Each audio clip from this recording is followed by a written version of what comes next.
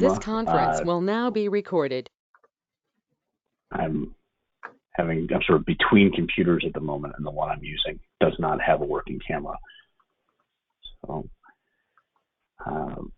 just to give you a brief introduction to who I am, I work for the FWC Marine Mammal Pathobiology Lab in St. Petersburg. We're actually located on Eckerd College's campus, at the back end of their campus. I've been here for about 5 years as a manatee biologist, and I worked at Mote Marine Lab in their stranding program before this. Working here, my primary responsibilities are manatee rescue and manatee carcass recovery and necropsy. That's what I spend about 80% of my time doing. So our program is a subsection of a Fish and Wildlife Research Institute group that does wildlife research, and we're obviously a part of FWC. The Manatee group has 5 labs around the state of Florida. Like I said, we have our one lab here in St. Pete, the MMPL. We've got a lab down in Port Charlotte, one over in Tequesta, one in Melbourne Beach, and one in Jacksonville. All of these labs respond to manatee strandings. Some of them also, including ours, respond to dolphin and whale strandings, but manatees are our primary responsibility. The other labs around the state do necropsies on the manatees that they recover in most cases, but they also bring their freshest carcasses to us here in St. Pete so that we can do additional sampling on those carcasses. We handle, in an average year, between 300 and 400 carcasses in the Path Lab. So just to start with an overview of statewide mortality, and I know the MAC hasn't met for a while, so I decided I would also review 2021 in addition to 2022. In 2021, we had a total of 1,101 manatee carcasses that were recovered and found. The total was a record for us, unfortunately, and it was primarily driven by the ongoing mortality event that's happening over on the East Coast. If you look at these numbers, you'll see there's a really large number that were not necropsied. And this is a new aberration for our program, or a new standard for our program. Historically, we tried to recover almost every carcass that we could and do necropsies, but as the manatee population has grown over the years, unfortunately, we haven't been able to keep up with that rate of necropsy. So we went to our management group in Tallahassee and asked them to come up with a statistically relevant sampling protocol that would allow us to reduce the number of necropsies that were physically being done, but still maintain awareness and a scientific knowledge of the different causes of death, and still allow us to monitor manatee population health. So a combination of switching to this sampling program, COVID restrictions, and the unprecedented number of carcasses on the East Coast led to us having a very large number of carcasses that were not necropsied fully. Doesn't mean the carcasses were not addressed in some way. Typically, we responded to those carcasses. The vast majority were moved either to a remote location or to a landfill.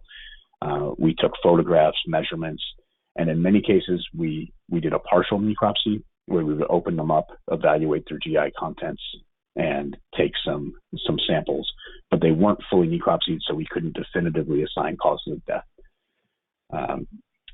The next category down, natural other, that would include everything from the starvation cases that we're seeing on the East Coast that I'll talk more about in a minute, those manatees that were affected by red tide or other harmful algal blooms, and those are the primary 2 causes of natural other deaths.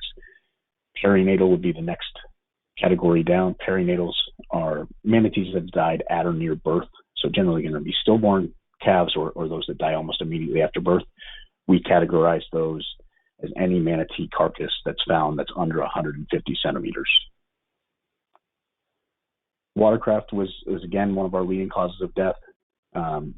If you look at these statistics, it's important to remember when comparing to other years that in previous years we necropsied the vast majority of carcasses, and now we aren't doing that.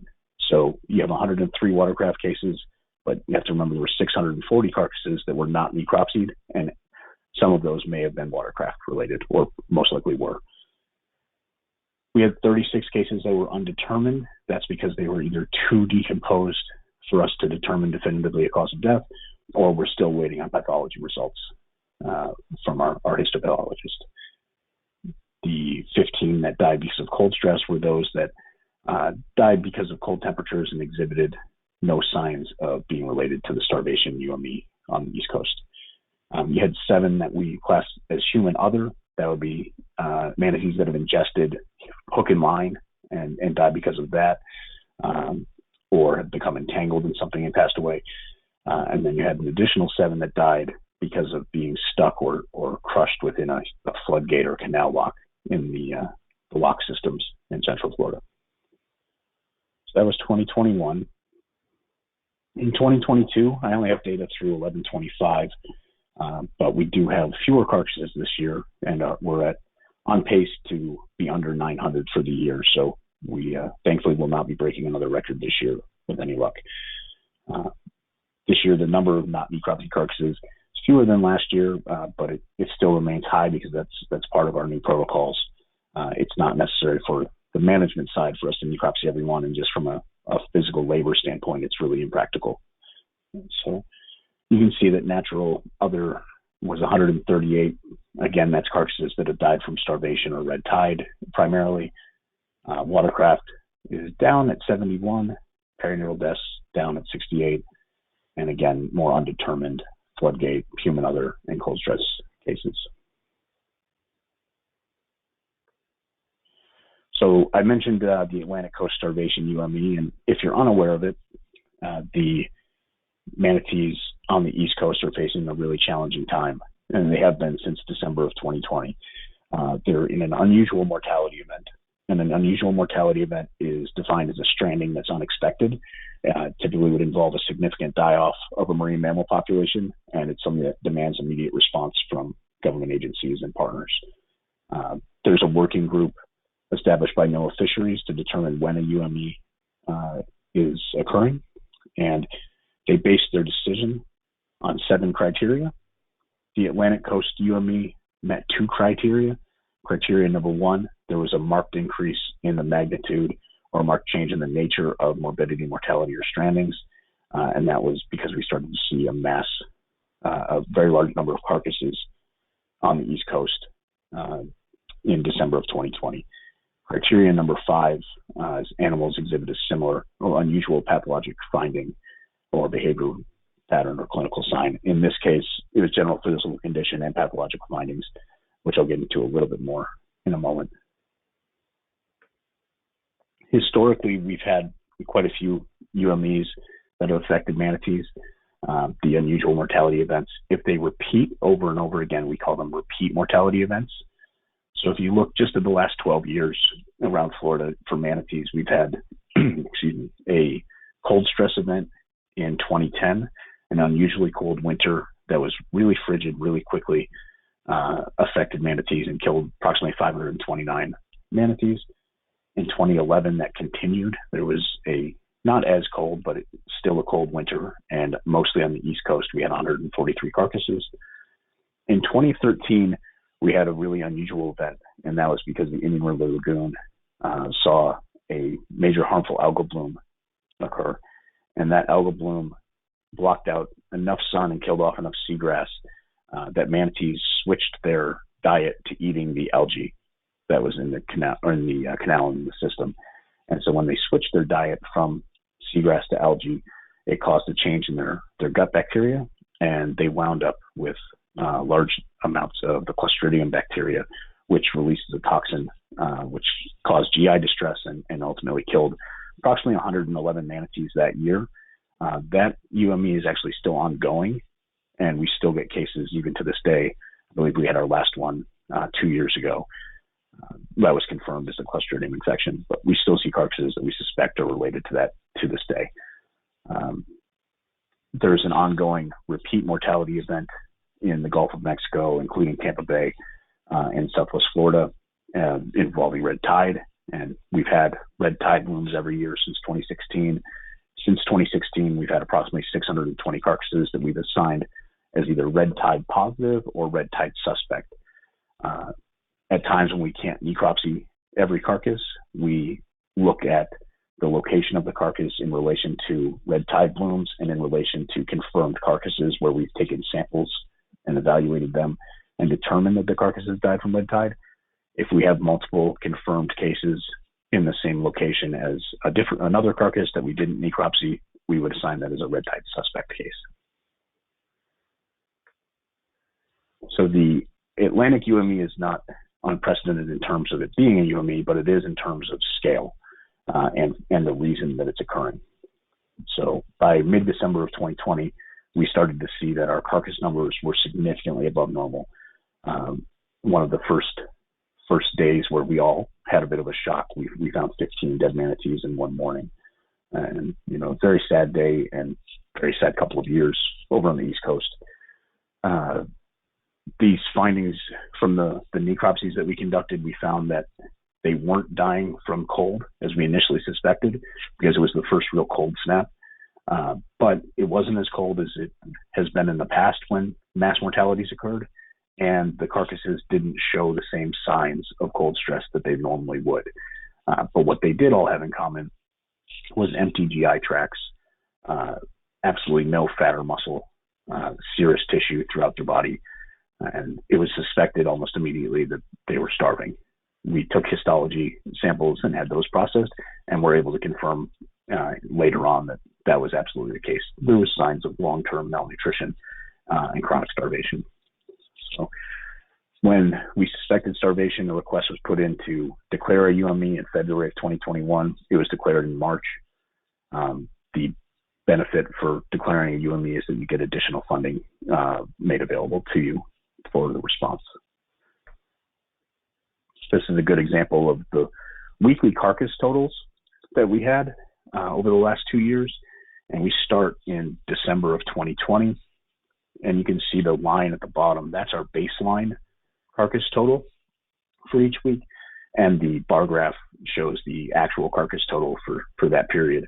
So if you look, it's significantly elevated beginning in early December and continuing until late April. We also continue to see carcasses through the summer, but that was at a more normal pace because in the summer, the manatees have dispersed from the warm water habitats in the Indian River Lagoon and have been able to find food. We still do continue to see some mortality in the summer, and that's largely because refeeding and beginning to forage again doesn't always stop the process of starvation and death. So we believe that loss of seagrass in the Indian River Lagoon is directly connected to the manatee starvation in that area. All of the carcasses that we've seen have been emaciated up to 40% underweight. They've got widespread atrophy of their muscle and fat and of their organs. On histology, we've been able to see chronic starvation lesions indicating multiple months of malnutrition. It's never been identified to this extent in emaciated manatees in the past. And as I mentioned, the effects of the prolonged starvation are not always reversible. You can see in the photos at the bottom, on the left side is a relatively healthy manatee from the East Coast in 2020, early 2020, and then two emaciated manatees on the right from the East Coast in mid-2021. You can see they've got this flattened body shape, a peanut head where it's thin behind the head of the manatee. And if you look back by their tails at the peduncle area, it's very thin there too. If we were to roll them on their side, you would see folds on their stomach where all the skin is loose. So of all of the carcasses that we've had over on the East Coast and the Atlantic region, not all of them are related to the starvation event. We still continue to see human-related other causes, such as line ingestion. There's actually been an increase in ingested materials over there that we find in carcasses because of the lack of food, we believe. There's been watercraft deaths, still some cold stress deaths, but the primary cause of death has been the starvation event. The large, I'm colorblind, but I believe this section is blue, the large area here. That indicates carcasses that were verified but not fully necropsied. And so those carcasses, we still did partial necropsies on the majority of them, and approximately 2/3 that area with the diagonal lines are those that were not necropsied but had starvation-related findings. So just as a summary, the ongoing UME started in December 2020. It includes the entire Atlantic coast, essentially. It's the entire Atlantic coast and the lower St. Johns River. So between December 2020 and early November of this year, we had 1,319 total carcasses in that area and 151 rescues for all causes. A large percentage of those rescues, though, were related to the starvation event. This is just it's a difficult graph to understand at times, but it's, I think, a really great representation of what's going on. If you look at the left side of the graph, all of the darker shaded areas, that indicates on the bottom you have years. On the y-axis, you've got different areas of the Indian River Lagoon. And so if you look, the left side is completely shaded or almost completely shaded.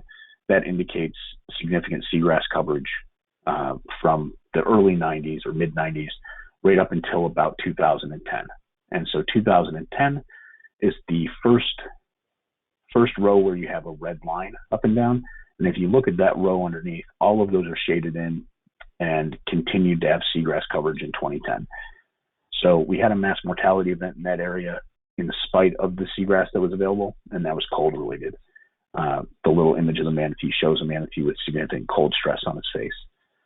As you move right, you notice there are more and more gray or empty spaces, and it's showing you areas where seagrass coverage has been lost. So as seagrass coverage has declined in the Indian River Lagoon, moving from 2010 up until 2022, we've seen two additional mortality events. The one in 2013, that little image is a manatee with a mouthful of macroalgae rather than seagrass, and that was in 2013. And then the event that started in 2020 is all emaciated animals and likely result of this lack of seagrass. So what we're doing to try and save as many as we can and trying to address the problem over there is we do have some long-term planning happening. We've got water quality habitat restoration projects in the works. It's not directly related to my lab here, but some of our other manatee researchers are working on that. There's been funding given for that this year. We've had additional funding to enhance our rescue response, and we've done unprecedented number of rescues over there, trying to bring in anything that we see that's seriously emaciated and needs help immediately. The one challenging part of that is that it's a huge number of manatees in that area that are affected, and we have a limit on rehabilitation space. Thankfully, we brought in additional partners like Georgia Aquarium and Aquarium Encounters in the Keys that can hold on to non-critical manatees for us, those that are still not ready for release but are okay to be without immediate vet care. And so those animals have been moved to other areas as much as possible. SeaWorld has increased their ability to take in animals from us dramatically.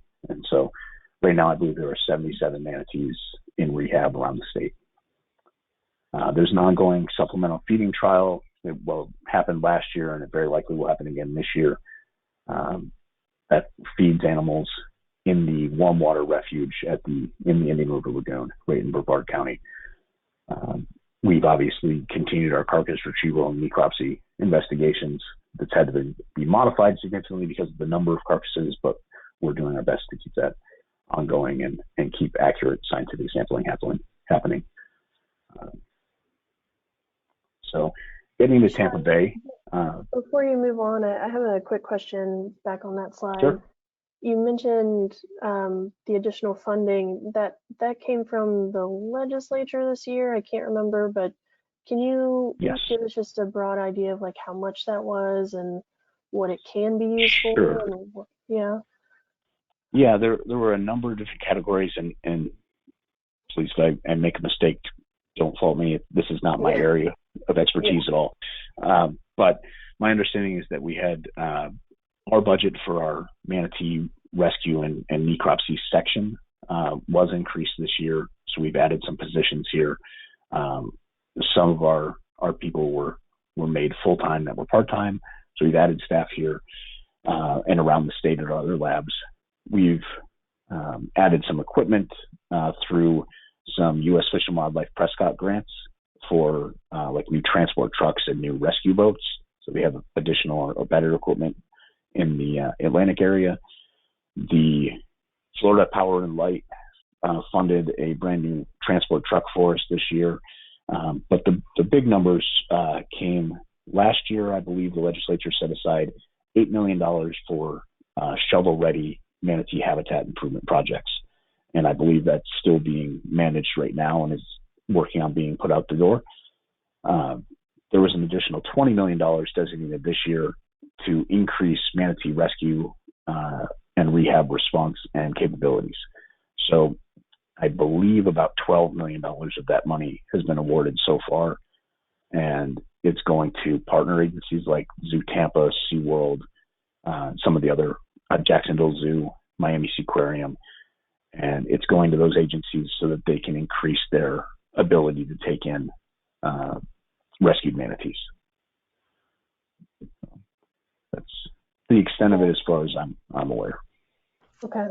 With the, I think you said $8 million for shovel-ready habitat improvement projects. Do you know who at FWC or what agency maybe could give us an update on that? Yeah, I do. Someone was hired to manage the program, but okay. I believe he works for Chip Deutsch, who's one of our leading researchers on manatees. He works out of Gainesville. Okay. I can get you in touch with them. Okay, cool. Thank you. And sure. Sorry for stopping you. You can carry on. No problem. If anybody's got questions as we're going, feel free to jump in, or I'll happily answer at the end. Anything you have. Sean, this is Brett. I'd like to ask a question while you're on this slide. Sure. Just a quick question on the supplemental feeding that you guys did last year. What was the time frame that was being done, and how often were you actually feeding the manatees? This is based on just my recollection of it, and I wasn't involved at all in it, so I can't be 100% sure I'm accurate, to be fair. But I believe it started soon after the manatees arrived. We started putting lettuce out and putting food out for them before they really had even arrived at the warm water site, I believe. And so we had a few manatees in there, but at first they weren't eating it because it's not natural for them to be eating lettuce. And what wound up happening is for a while we were putting it out and having to recover it later in the day. Then they wound up turning on a heater. In one of my later slides, I've got a picture of it. There's an area that we call the interim warm water refuge, and it's a smaller, easily contained area so that we didn't lose any of the lettuce that was put in. That was a real concern, is that we didn't want to pollute the lagoon with additional nutrients. So the lettuce that was fed to them was fed in this smaller area when manatees were in there, and it was fed throughout the day. I don't know the exact numbers of how often or how much at a time, but they continued to put it out throughout the day, and it went on. We had people there monitoring until, I believe, 2 weeks after the last manatee stopped using the warm water site. Okay, great. Thank you. You're welcome. Okay, so just moving to Tampa Bay mortalities. These only include mortalities in the actual bay and surrounding counties. So our region for the path lab stretches from Manatee County up until Alabama, but I really only included the carcasses that were found in Pinellas, Hillsborough, and Manatee County in this analysis. So here you've got a smaller version of the statewide numbers, very similar numbers though. We had 51 carcasses that were verified, but not fully necropsied. We had 37 carcasses that were natural other. The majority of those would be red tide related because of the red tide bloom that was happening in Pinellas and Manatee. The watercraft collision numbers, remain. They're not as high as they have been in past years, but partially that's a result of the 51 that were not necropsied. We had 4 that were too decomposed to determine a cause of death, 4 that died from cold stress, 2 that were undetermined. Those will most likely change. We have histology results out right now. We're just waiting for that information still. And then we had two that were human-related. One of those was a hook and line ingestion, and another was one that was caught in a dredge. So in 2022, I only have numbers through mid-November at this point, but again, it's a very similar breakdown to previous years, but natural other has been reduced to a degree because we haven't had the red tide bloom yet, although it does look like it's starting to pick up now in South Florida, so hopefully we don't get too bad here. The human other case that we have in this slide is another hook and line ingestion. So a little more positive news, statewide rescue updates. So in 2021, we had 159 all-cause rescues, and we broke down basically half of the rescues were related to natural events. The vast majority of those were starvation related. We did have some red tide rescues when the red tide event was ongoing, and parasitic enteritis. I note there that's something that affects juvenile manatees. They're usually 6 to 7 foot long manatees, not fully grown, and they had a heavy parasite load. It's something called pinpoint trematodes, and unfortunately they can't get enough nutrition when they're infested with those. So they tend to need rescuing. They're usually found as emaciated animals, and they're often called in as orphans, but they're not generally dependent calves. They're usually a little older than that. We had 30 watercraft related rescues, 22 calves by themselves. That's orphan calves under 175 centimeters long. We had 17 that were entrapped either in a retention pond, a culvert, or some other human structure. Most of those manatees were just relocated and then released, but some had to come in for treatment. We had 4 that the cause of rescue was undetermined. That typically happens when we rescue a manatee because it's excessively buoyant and unable to swim normally, but we're not able to find watercraft wounds that would be the reason for that happening. So we're just not sure what caused their buoyancy issue. We had a total of 6 entanglements, 3 in crab traps, 3 in monofilament line. Those manatees are very often able to be just cut free in the water, but when the line gets embedded, we have to bring them in for some care. And then we had 5 animals, 3 that were rescued with another, so 3 calves of rescued mothers and 2 mothers of rescued calves. In 2022, our numbers are down a little to 100 cases as of the end of November, 38 related to natural, 29 watercraft, 17 again in entrapment cases. That's probably going to go up because we have a number of manatees that are entrapped in areas after getting in because of the high water of Hurricane Ian and Hurricane Nicole, but they're in areas where they're not in immediate danger, and so we're able to leave them to see if they can get back out on their own until it starts to get too cold, which is about now. So we're starting to pull those animals out now. And then just similar breakdown to the last one. Entanglements in a crab trap, we had 2 entanglements in just other debris, a number that were rescued for along either with the mother or with the calf. So in Tampa Bay, we had in 2021 27 total rescues. 17 of those were natural starvation, not starvation here, excuse me. In this case, almost all of those would have been red tide or parasitic enteritis. We had just 2 watercraft rescues. We had 2 that were initially thought to be watercraft, but wound up being undetermined because we couldn't find a watercraft wound on them. 2 that were orphan calves by themselves. 1 incidental rescue. That's when we catch a second manatee in the net while we're trying to rescue one, and that manatee is just immediately released. And then we had an entanglement, an entrapment, and a mother of a rescued calf. And so far this year, Tampa Bay region has been very slow for rescues, thankfully, because the East Coast has continued to be very busy. So a lot of our staff are spending time there. 4 of our rescues so far this year were watercraft related, 2 natural, either red tide or parasitic enteritis, and then the mother of rescued calf, calf of rescued mother, and an incidental case. And Sean, just to run through, sorry. With the natural other category, do y'all break it? Is it possible to break it down between those different causes, or are they all lumped together? They're lumped together, but we can break it down. I just have to read into each necropsy report to determine what the signs were. Yeah. Okay. Thank you. Go ahead. Sure.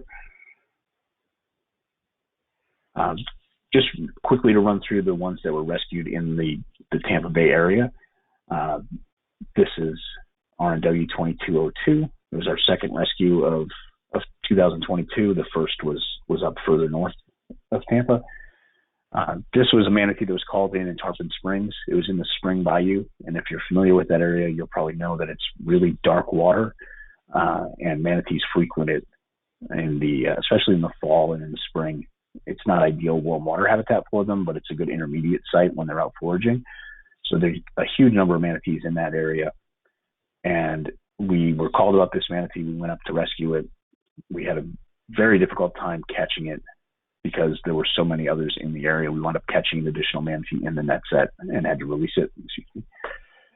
That was early January, or January 19th, 2022. It had a very serious watercraft wound, and you can see on the tail, those are propeller marks going up the tail, and it had actually cut really deeply into the body cavity as well, and had gone right through the vertebral column and severed the spinal cord, so it wasn't able to use its tail at all. And unfortunately, that made it a target for sharks. So a big part of what you see there is damage from shark scavenging. So it was alive, and we brought it to SeaWorld Orlando, but when the vets examined it, they determined there was no way for it to recover and be released, so it was euthanized. This is our second rescue in this area for the year. This one was in March of 2022. This was a small calf, initially reported as a calf by itself. Technically, it doesn't meet our standards for being an orphaned calf because it was more than 175 centimeters, but it was small enough that we were concerned about it. It was emaciated. It had rapid respirations. And then once we actually rescued it, we discovered it did have watercraft wounds. And when it was brought to Zoo Tampa, it was x-rayed, and they discovered a huge number of broken ribs and broken vertebrae. And unfortunately, it had to be euthanized. It had no chance for survival. This is a case down in the very north end of Sarasota Bay in Bradenton. It was called in actually many, many times over the course of 2 weeks.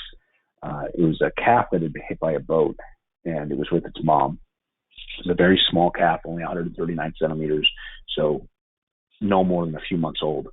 It had been hit by a boat, had a very serious injury, but unfortunately the mom was extremely evasive and very good at getting the calf out of sight. So every time it was called in, we would respond, we would attempt to rescue it, but we couldn't find them.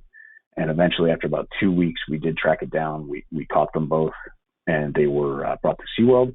The calf was treated for several months, and they were recently released after being at SeaWorld. This is a manatee that was found in Frenchman's Creek right behind Eckerd College. It had been hit by a boat. It was rescued by us on Labor Day, and we thought it looked like it would be okay, but unfortunately brought it to Zoo Tampa, and on the way there, after 2 months of care, it crashed and was euthanized. And when we did the necropsy on it, it was clear that there was no way it ever could have recovered. So unfortunately, it didn't make it. And better news when we caught these manatees in Tampa in the Hillsborough River.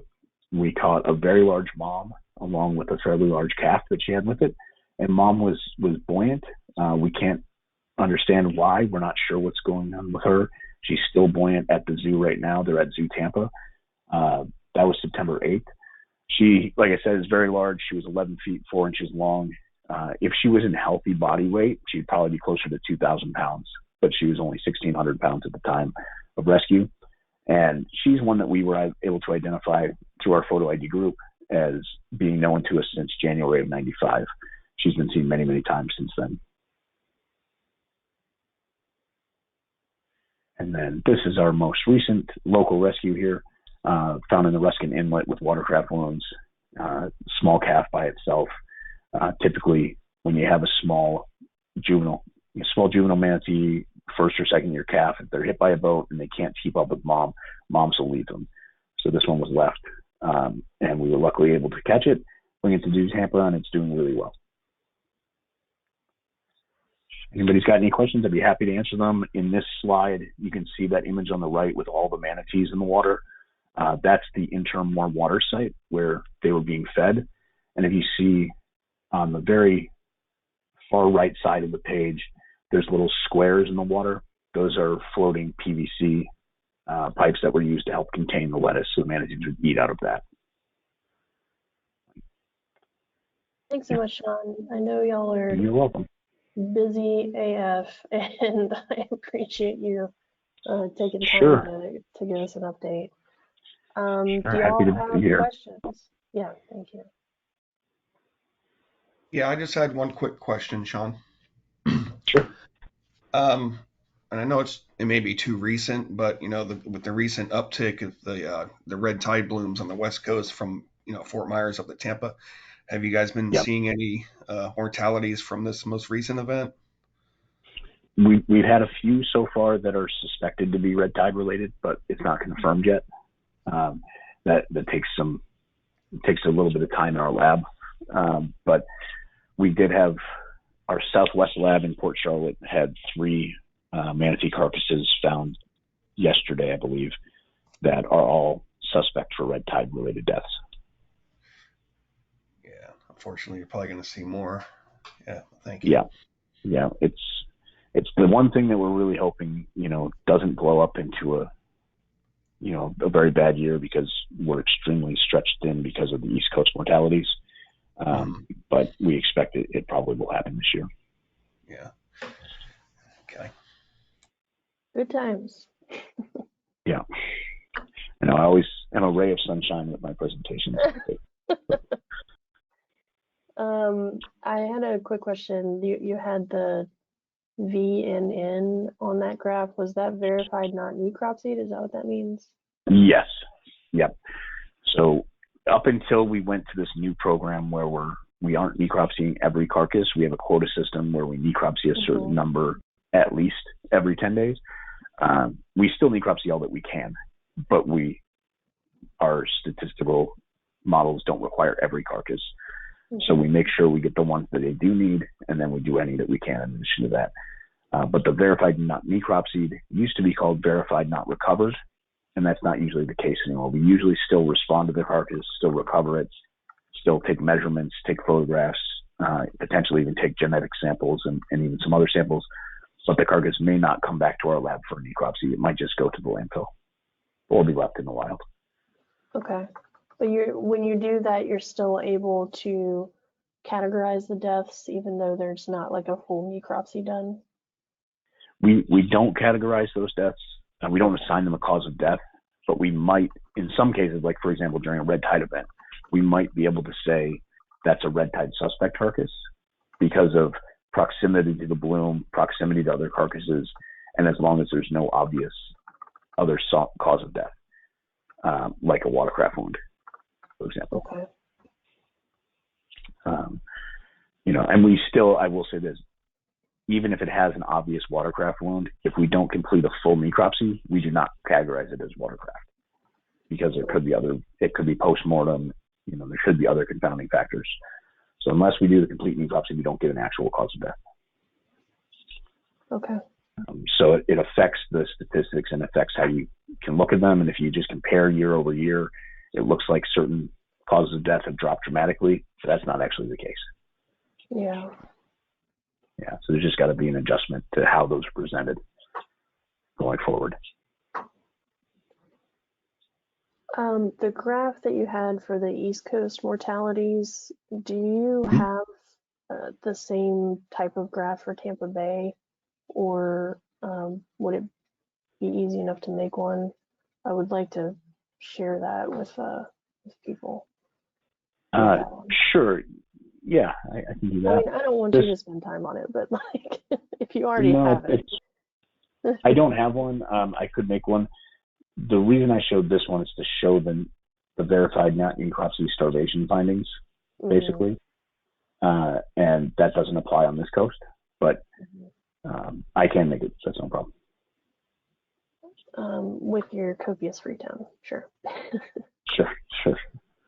I am really interested in what the staffing situation is for y'all. It seems like you're doing so much with not much, and I know you said you were able to hire some people with some of that Yeah, funding. yeah, our section,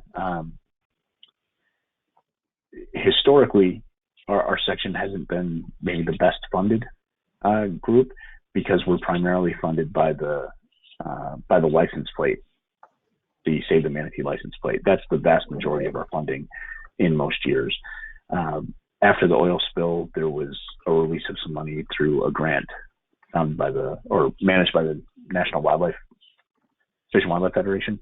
Mm-hmm. That added some positions to our program, and that was a big source of funding for us for the last few years. That'll continue for another few. But thankfully, this past year, our budget was increased by the legislature overall, and we had asked for 12 positions, full-time positions for the section, and we were given those positions.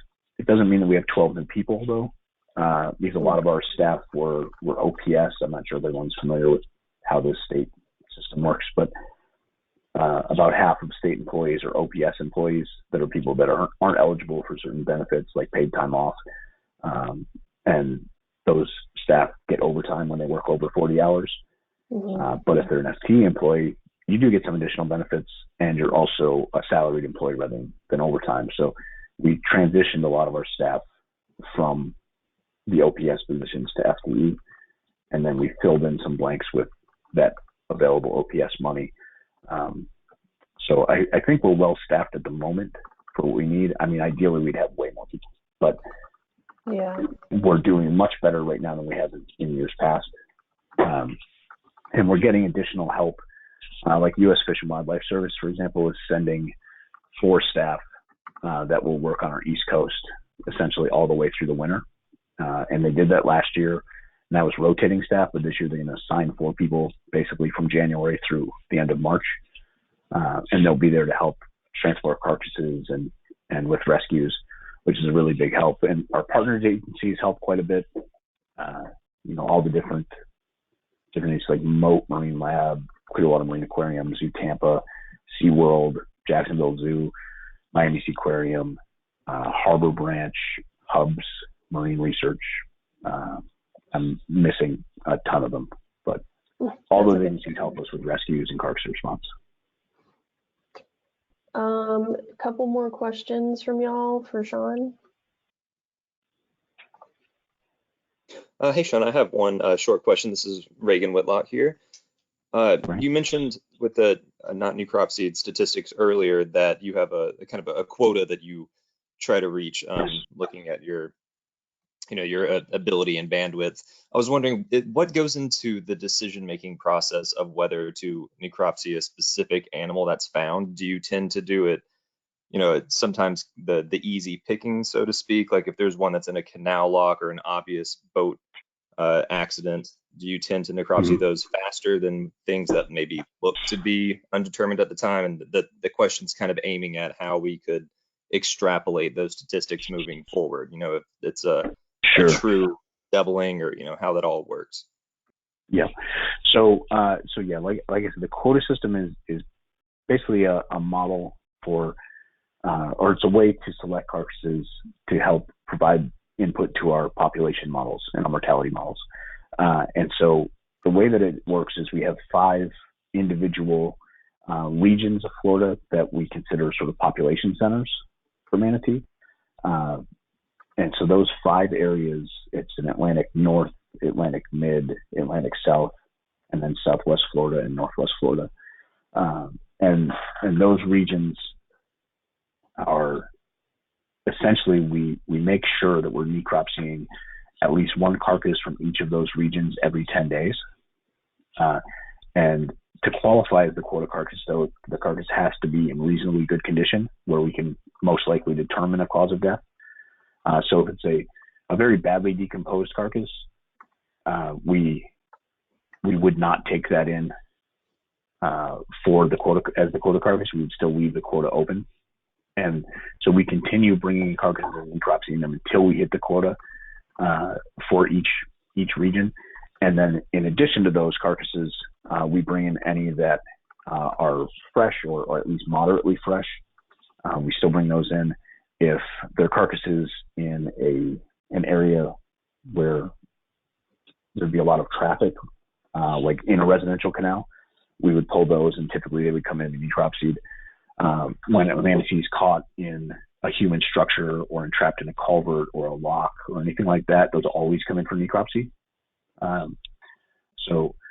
And we also try to necropsy just about everything that we can get our hands on. The time when it's really affecting us is when we're getting 15, 20 plus carcasses a day on the East Coast right now at times. That hasn't started this year, but if it starts again like it did last year, we can't physically necropsy all of them. So we take the freshest carcasses from there and we bring them to our lab in St. Pete. The rest are brought to the landfill and partial necropsies are done there. Gotcha, understood. Thank you. Sure. And if you are looking for, more information on the statistical side of it, I can put you in touch with the right person, but I can't answer the questions for you. I just don't have anything to do with our models. Any other questions for Sean, y'all?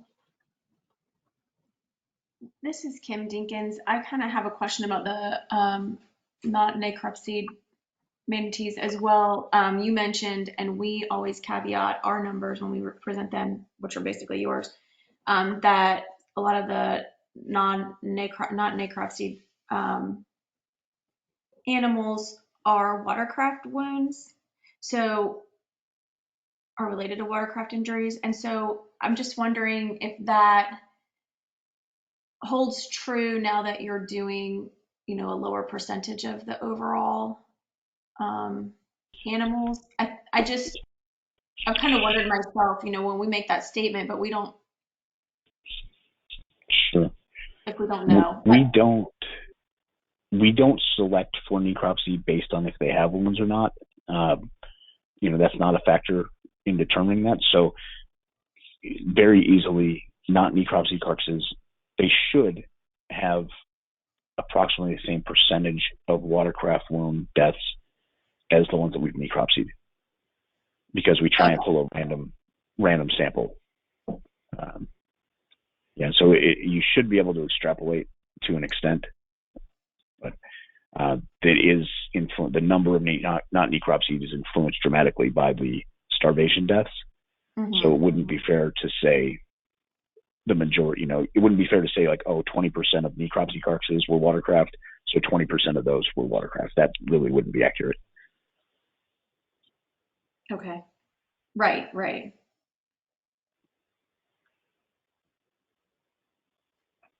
Thank you.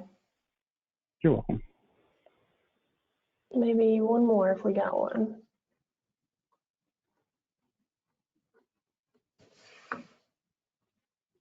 Cool. Well, thank you so much for your time, Sean. I do really appreciate you. Sure. I know y'all are super, super busy. No problem. Sorry if I went long. And if there's anything that anybody is interested in more detail on, you're all welcome to email or call me. I can put my info in the chat. And if you'd like additional or different information on the next update, just let me know and I can add or remove things. So, thanks. I'm going to hit you up about the trematode thing, so I'll follow up with you on that. Cool.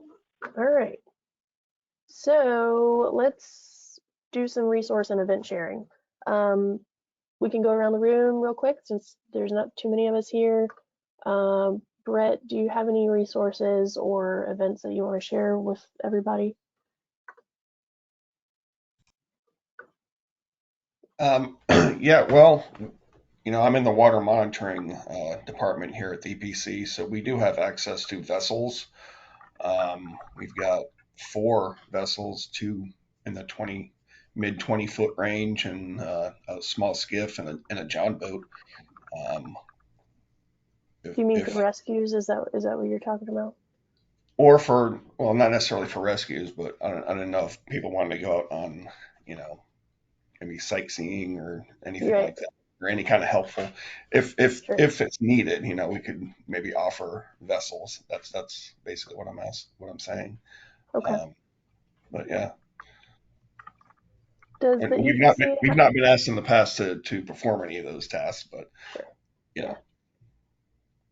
Yeah. Does the EPC have, I know you'll have like the Clean Air Fair. I know about that one. Do you have other events that might be appropriate for outreach and We maybe getting information in front of people?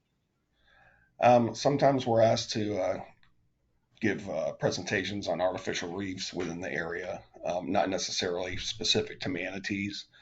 Um, we do have we do go out on help efforts with cleaning, keep Tampa Bay beautiful. We help them with Mm-hmm. collecting trash along the Hillsborough River, stuff like that. That's basically our outreach, is going out and physically collecting the trash. Okay. Cool. Thank you, sir. Carol, are there any resources or events, outreach opportunities that you want to share? Our group doesn't currently do any kind of outreach because I'm with Water and Navigation. Okay. And we basically were the liaison when they did the waterway markers in Pinellas and things like that. So the Manatee data was important for that. Some of the other groups, the water quality groups, they do some like a rivers and streams and things of that nature where they um, provide information for the community. So that may be something, and I could check with some of our staff and see if that's an opportunity for manatee information to be passed along as well. Cool. Thank you. Certainly. Denise, do you have resources or events or anything you want to share with the group? I see you're unmuted, but I'm not hearing you, so I'm not sure if you're still having issues there.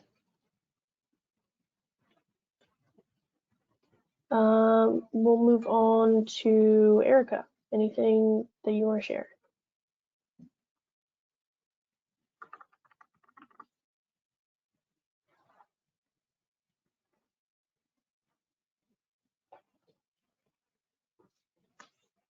And I see you're unmuted, so maybe you're having issues too. Oh, I got it. Sorry.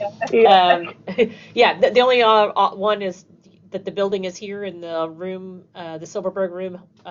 It's a great meeting location if I want to get in person in terms of resources.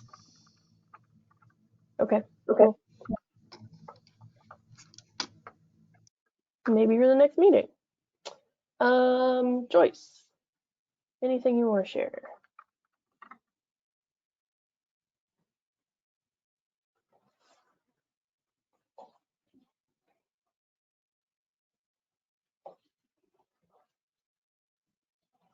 Joyce, I see you're off mute, but I don't hear you. We're just having a day, aren't we? Technology is not our friend today. Joyce, we'll come back to you. Kim. Yes, thanks. I think that where we can add the most value to this group would probably be that public education and outreach. And we have a number of materials that we've already developed as far as handouts and things go for voter education, to try to curb manatee harassment. We have some information about seagrasses and entanglement and things like that. So we have a lot of those tools that we would potentially use for some outreach. We've also recently developed a couple of localized programs for volunteer training to try to curb manatee harassment in specific areas, specifically the Weeki Wachee, and then we're working with the Forest Service. We have a manatee sighting network. So we have a form out there. I mean, obviously, we always tell people to report injured animals to FWC, but we do have that sighting form available. We don't particularly do we don't have our own events, but we can table at events. And then we have a volunteer network that we are trying to build up throughout the state. It kind of went way down during COVID, but if there are events like that need tabling or other activities where, cleanups and things like that, where we can help to organize volunteers, we have those resources as well. Awesome. What is the best way for you to share some of the like materials? Is there like a website where you have them listed, or? We have most of them on the website, but again, we are also very willing and open to developing new materials that can be more local or message specific. But I'll put in the chat here the link to our website that has the materials. Awesome, thank you. Reagan, any events, opportunities, or resources you want to share with the group? Yeah, I mean, I think I would reiterate something similar to what Kim said. We certainly do a lot of mobilizing and tabling and speaking out on the different Manatee issues. I am certainly centered more on litigation just in my current role, but we have a lot of volunteers, and we are constantly speaking and engaging in these different groups and forums, mostly just sitting in and listening today and learning, but I'd like to figure out ways that we can help everyone here into the future. Awesome, thank you, Reagan. And Sean, I don't know if you have any, I know you don't really do outreach stuff, but if there's anything you know of coming up that people might want to know about. Sure, yeah, the Fish and Wildlife Research Institute, with our main building in downtown St. Pete, right next to USF St. Pete, is having our annual Marine Quest event on February 18th, and that'll be all day. Our plan is to have one of our rescue boats and rescue trucks, and I'll be there doing little mock rescues for kids, unless we get called away to an actual rescue, which has happened in the past. So sometimes we're there right in the front, and sometimes there's nice open space where we should be. But that'll be February 18th. Why don't you take the kids with you on the rescue, Sean? I mean, that would be... Sure. They're welcome to come watch from the shore. Just take 500 kids right along on the field trip. Yep. Was there anyone who was having issues that couldn't speak? I think Denise or Joyce. Anything y'all want to share? If it's working. Okay. Well, we only have 5 minutes left in this meeting, so that's not going to lend itself to much discussion. What do y'all think? Should I send out a survey with these questions that I had mentioned earlier? Do we just want to spend, 2 or 3 minutes chatting about it and maybe schedule our next meeting? How would y'all like to proceed?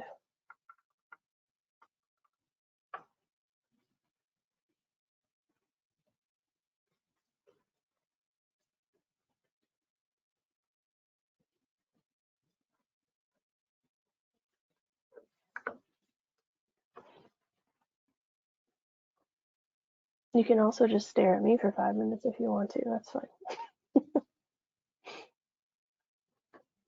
Do y'all want to pick the next meeting date and that'll be a starting point for moving forward?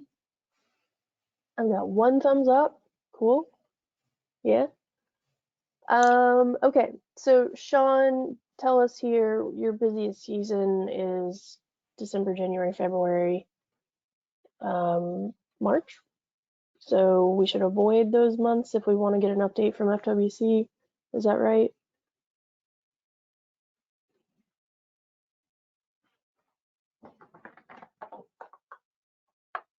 And Sean, if you're talking, I'm not hearing you.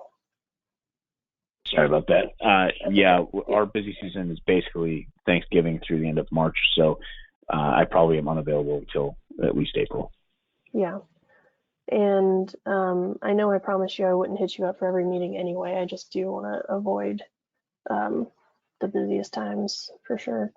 So we'll look at April. I think that might be the same month that we have several other meetings. So I want to look at our schedule before starting to put this on the books, but does this time and day generally work for y'all that are here Wednesday mornings? Or is it hard to get here? And I'll poll the people who aren't here too to see if the timing is a barrier for everyone.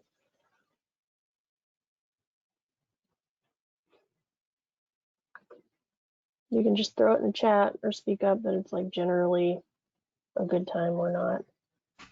Yeah, that's Brett here. Yeah, that works for me. This time, it's fine. Thanks, Brett. Oh, Joyce, I see you lost sound during the meeting. Great. I don't know what's going on there. So we'll tentatively target April for the next meeting. Do y'all want to do in person or virtual? And if you don't care, just say you don't care either way. I'd love to do in person. One for in person.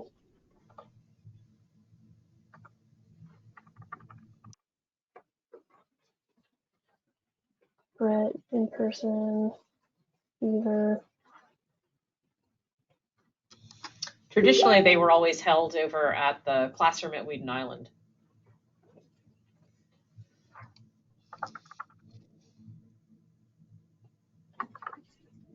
Okay. But if most people vote for in person, Jessica, I'd be happy to work with you to coordinate it to host it here at the STEM Center. Cool. Yeah, that would be fun. I love that spot. Okay. So it looks like either an in person is a preference. I know that virtual helps some people get here, but maybe we can do a hybrid type of thing. I'm not sure.